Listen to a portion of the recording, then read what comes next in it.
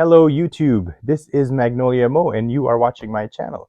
In today's video, I'm going to explore the addition of front wides into my existing 7.2.4 setup. Do front wides make a difference? And then for content, I picked 4 movies, completely random, but I did try to make sure there was a mix of Dolby Atmos, DTS-X, and IMAX enhanced track in those movies. And then my 5th movie I picked on purpose. It is Gravity. Let me show you guys what I found in each of these movies. So the first scene that I put on was from No Time to Die, and it is scene 7. I think this particular scene makes the best use of our wide channels, in my opinion. So only the heights and wides are playing, and my subs, obviously. What is this? Spectre Bunga Bunga. You never been to a party like this? How do you think I got this job? This actual effect, like with the dialogues, is actually more pronounced and louder with the wides, because the dialogue is actually coming from the Atmos in ceiling speakers and my wides at this particular juncture. Paloma, I know you're busy, but the curtain's about to come down on this one. I can get a car. What do you need it?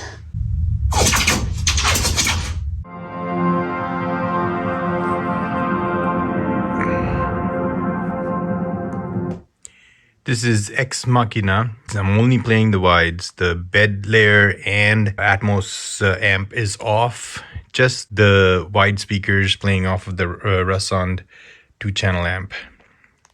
And listen for yourself. I mean, this is right from the get-go. This is DTS-X.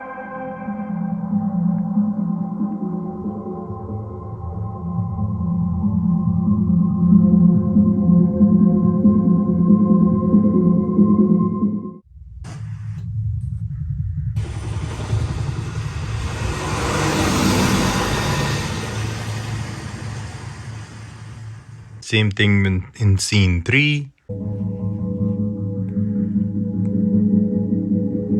Next up is Bad Boys for Life, scene 11. Actually, this has quite a few scenes, but this is scene 11 without the DTS Neural X turned on.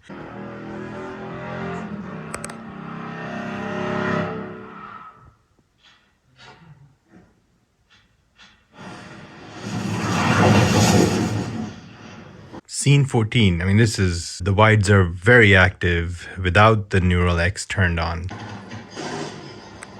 This is only the wides.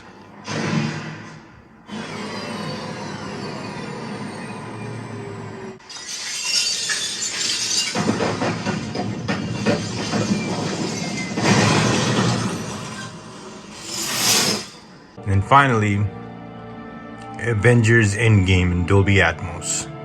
I wanted to try a Disney movie to see how the wides pan out.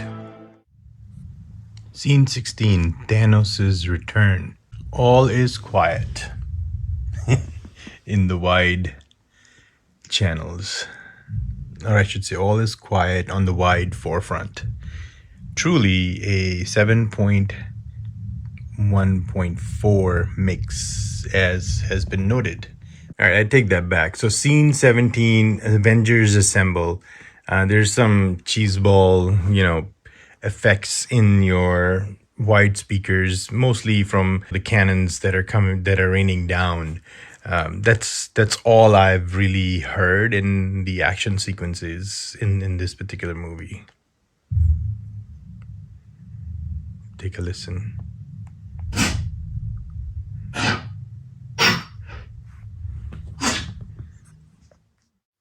Okay, so for the finale, I decided to put something on that I know has great use of wide speakers, and it's Gravity. So let's get on with this one. Explorer, repeat. Expect a communication blackout at any moment. Copy that, Houston.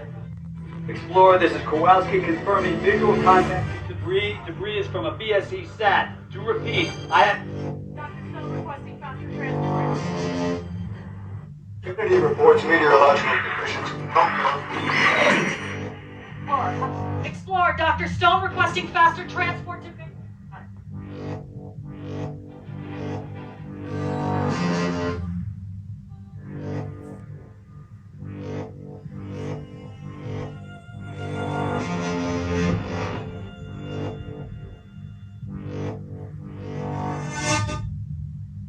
See.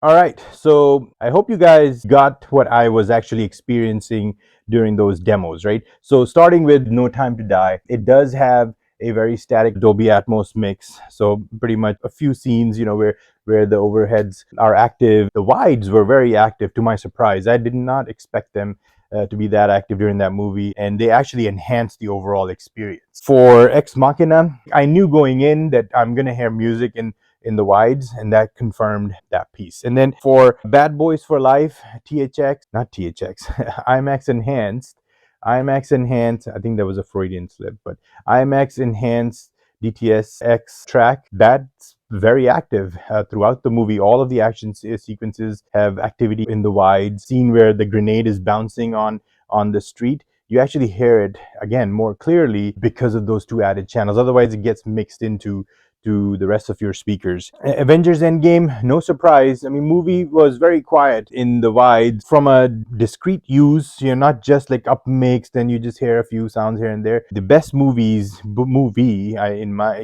so far in this particular demo was Gravity, because it had actual dialogue or sounds or music and effects that were isolated to the wides, right? So, and it actually adds more 3D effect as far as sound is concerned, because you can follow the character, and their voice from speaker to, not from speaker to speaker, but like in your room, right? Without the wides, sound either stays in the front in certain cases or in the surrounds in certain cases.